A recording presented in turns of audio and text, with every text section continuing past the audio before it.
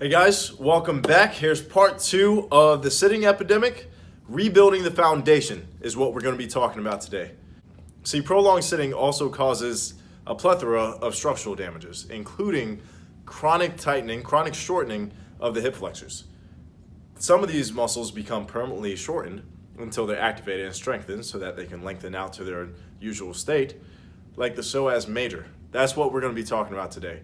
The psoas major is the most important muscle that you've never heard of. It's actually the deepest core muscle. It's the only muscle in the body that attaches the spine to the legs. It's been the subject of many studies and research articles to understand the biological feedback that it gives the brain based on its structural integrity. Some people even go as far as saying that it controls your mood, because what happens is if this muscle is tightened, you actually start to lean forward a little bit because you have tight hip flexors, right? So this joint angle decreases. That means that we're actually in a survival state. Just like if you think of the fetal position, that's a natural response to danger. We want to cover up our vital organs, right?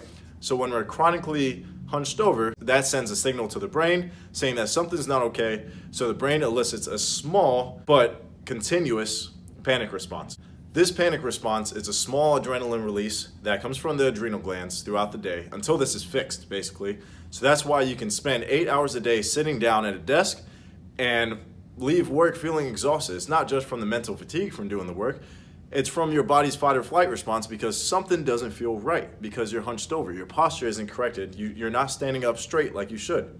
So that's another reason why you should spend those 5 minutes every 30 minutes of the day moving, to kind of let your brain know that it is okay. You're not in the presence of imminent danger like your body is actually telling you you are. So while I could continue to verbally explain the many aspects of the psoas major and how it's affected by chronic sitting, I'd rather illustrate it for you. So let's go to the drawing board. So here we have the psoas major. As you can see, it connects the lumbar vertebrae to the femur. So as you're sitting down, this femur is actually rotated upwards, and what that results in is a contracted psoas major.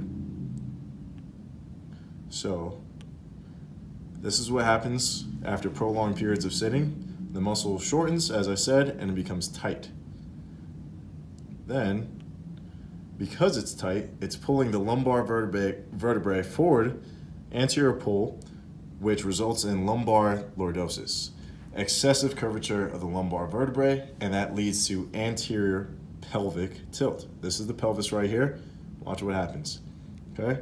So now, as that tilts forward, the femur is kind of jammed into that joint in an unnatural position, and that results in excessive wear and tear on the femur joint. That's why you get people who are 45 and older that are getting hip replacements that aren't really active at all, because that femur is now in an unnatural position, and it slowly wears and tears on the cartilage and the bone, and boom, they need a new hip joint.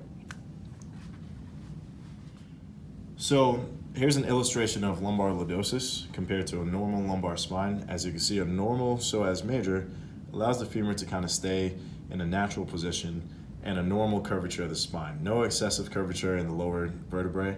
This is good. Now let's look to the right. As you see, when it's shortened, it brings both the femur up and it puts unnecessary stress onto the lumbar vertebrae where there's excessive pressure in the back of the vertebrae. And that's why people also get bulging discs. So this excessive curvature is very dangerous. It can result in costly surgeries in the lumbar vertebrae that, you have to get spinal fusions and then hip replacements right here. So to further illustrate the effects of a tight psoas major on the spine, let's look at this. So this is a normal spine curvature right here, normal sitting pelvis right here.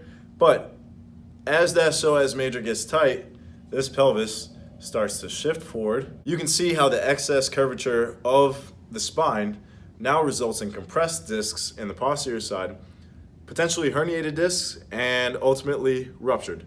So you might even have some nerve pain in there. You can see all the nerve endings that are now under an extreme amount of pressure. This is what leads to spinal fusion surgeries right here. So now that we've illustrated the effects of prolonged sitting on the psoas major and how it affects the spine, let's talk about how to assess it.